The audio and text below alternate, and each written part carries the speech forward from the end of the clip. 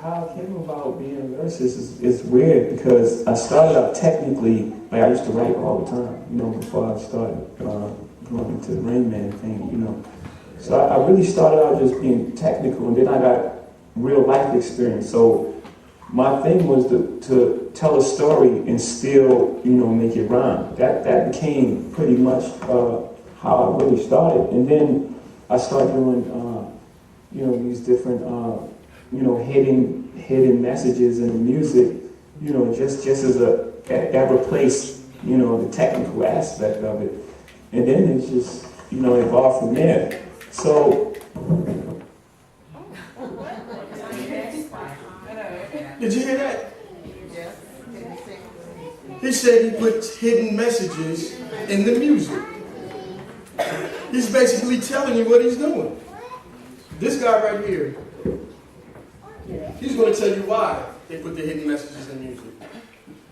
This clip, you're going to just have to sit and listen to this clip. It's got a few pictures on it, but just sit and listen. This guy says a lot. His name is John Todd. If you try to do some research on him, you'll find out only what they'll want you to find out about him. And they'll put out there how they discredited his character. They accused him of, they framed him basically of, I think it was child molestation, rape or something like that. Then they put him in prison. After he served so many years in prison, they drugged him up, brought him out, then he disappeared. And you'll understand why.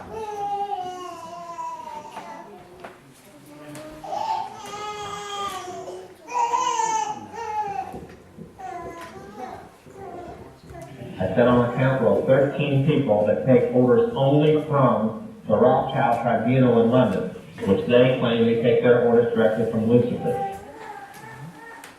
I was the manager of Zodiac Productions, which Zodiac Productions, its name's been changed since then. I'm not even sure what to call it now, but it's the largest music conglomerate in the world. It owns RCA Records, Columbia Records, Motown Records, owns almost all the concert booking agencies in the United States. And that's not even the name of the company that owns it. The name of the company that owns it is Brenner Enterprises, and Brenner Enterprises is owned by Chase Manhattan. Chase Manhattan owned by Standard Oil, and Standard Oil is owned by the Lords of London. You can track all back. You kind of get the idea after a while. But I was the managing president of Zodiac Productions. It's one of my jobs, is being one of these 13 people. Thus, I get to know many of the people who produce music and sing the music and play the music that you play. Now, one of the closest friends that I got during that time that I obtained was a man named David Crosby. Crosby's still Nash and Young. And I saw David the day before Christmas last year, talked with him. I got him away from this witch that he had with him. He told her to go shopping. We were in West Hollywood, and I was witnessing around to people I knew. We went off in this store and we started talking. I said, David, I'd like to ask you a couple questions. I said, I already know the answers, but I've been gone for 5 years. I'd like to know if certain things are still the way they were when I left. I said, now I'll have to explain some of this when I'm done, because you're not going to understand it all unless you know something about music. I said, do they still take the master to the temple room? Dave said, yeah. I said, do they still have the coven conjure demons into the master? He said, of course. I said, now, I got to know something.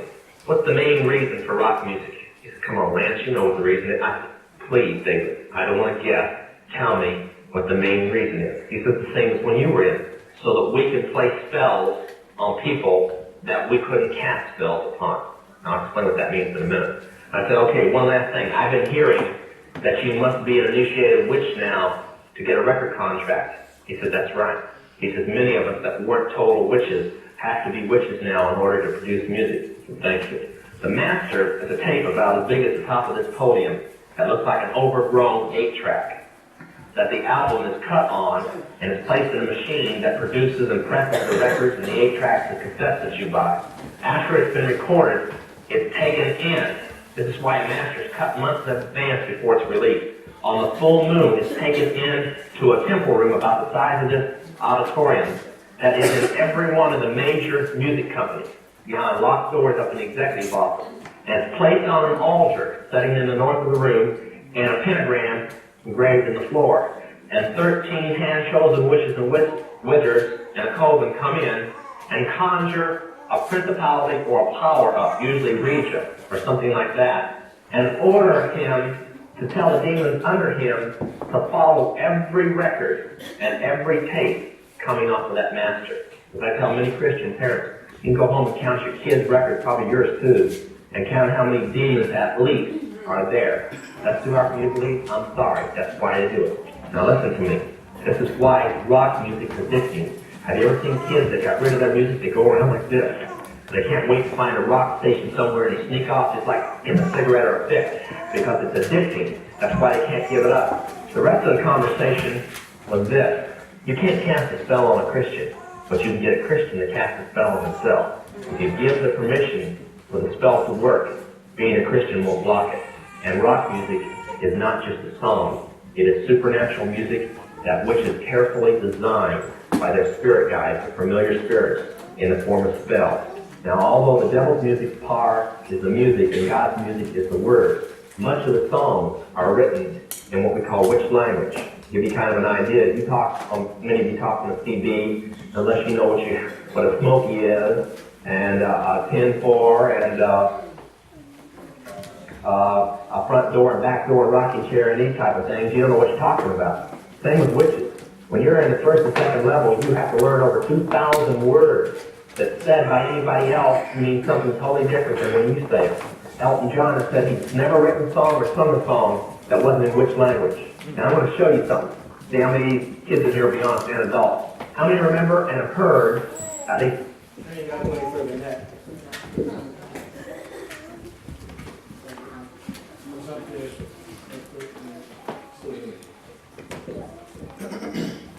If you heard anything you said, all the music that's being played is written, produced, and performed by witches. So that's why you have backwards messages and all kind of music, because you're listening to music that's been performed by witches. Basically, it's spell. I was talking about this in the sermon. So when we go as far as to repeating these songs, we're constantly saying this spell over our life, speaking this spell over our life. This was back in the 60s. So when I was out there in the world listening to the music, I was doing the same thing. So when everybody else, when they was out there in the world, y'all was listening to y'all Earth, Wind and Fire, and O.J., all them, James Brown, you name it, that was happening. And this was back in the 60s. And we wonder why we have certain thoughts that we do. We wonder why we act the way we act from time to time. Because see, one thing we got to realize is when these things are played into our minds, it's hard to get out. It's hard to get it out. From time to time, I still find myself, I have to catch myself because I could be doing something just out of the blue, and a song from way back in the past, probably back in the 80s, when I was young, it just pops in my head, and I'm like, find myself like, wait a minute, what am I singing that for? Where did that come from? Because all this is embedded in our minds. It's back there.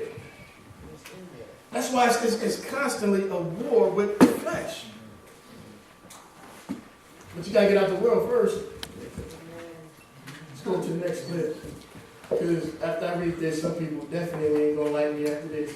And I ain't worried about it. Matthew 24:11 says, and many false prophets shall rise and shall deceive many. Y'all might know where I'm going. 1 John 4:1.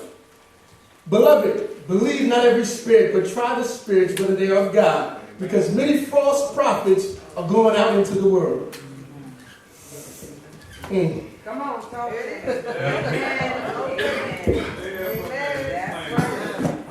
I just want to let that marinate for a minute. I mean, me personally, I never really got into televangelism. I just never got into it. I could never get into it. And you're about to see why. In just a moment. We got Jesse Duplantis up here, Joel Osteen, Creflo Dollar Bill, y'all. That's Dollar Bill. We got, what's her name? Juanita Bynum, called the Soul Prophetess. There he is. I'll go back to him. as T.D. Jakes with his emotions. I mean, I gotta be honest, that to me looks a little funny. A little sweet. Emotions? What is emotions? I mean, let's just look at this picture for a minute. Just look at him. He looks a little sweet to me. The hands.